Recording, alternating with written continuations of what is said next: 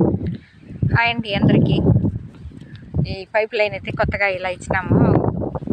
నీళ్ళు సరిగ్గా ఎక్కలేదు కైలకి, అందుకని ఇప్పుడు కొత్తగా పైప్ లైన్ ఇచ్చినాము. డబ్బులు కూడా కొంచెం ఎక్కువే ఖర్చు అయింది. అయినా నీళ్ళు పారడానికి ఇబ్బంది లేకుండా ఉంటుందని ముందైతే ఇట్లా ఉన్నిందనమాట. సరిగ్గా ఎక్కేది లేదు, సదంగా పారేది లేదు నీళ్ళు. అందుకని ఇప్పుడు 2 కైలకి వేరువేరుగా పైప్ లైన్ ఇచ్చేసినాము.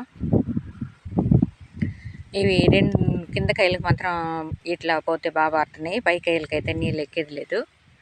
అందుకని ఇప్పుడు కొత్తగా పైప్ లైన్ ఇచ్చినాం అన్నమాట. మొత్తం మార్చేసి ఇలా ఇచ్చినాం పైప్ లైన్.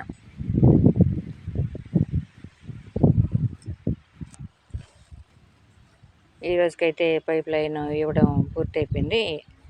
ఈరోజు మోటార్ వదులుదామనేసి వస్తే అడుగడుగు ఫీజులు పోతున్నాయి.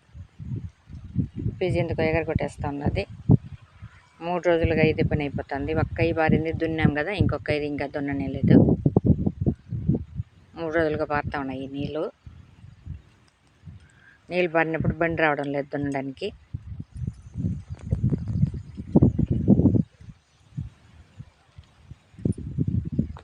అడుసులు దున్నాలంటే బాగా సెటిల్ అయిపోతుంది. ఎంత కష్టపడి పైరు చేస్తే మళ్ళీ ఆ పైరు సగం పందులు తినేస్తున్నాయి, సగం రేటు లేకుండా అయిపోతుంది. ఏ పైరు చేసినా రైతుకి అయితే గిట్టుబాటు.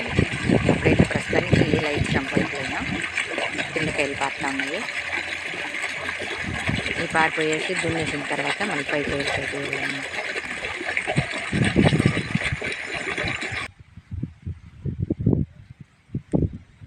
ఒక కై పారింది దున్నామన్నాం కదా, ఇంకా ఇది 2వ కై.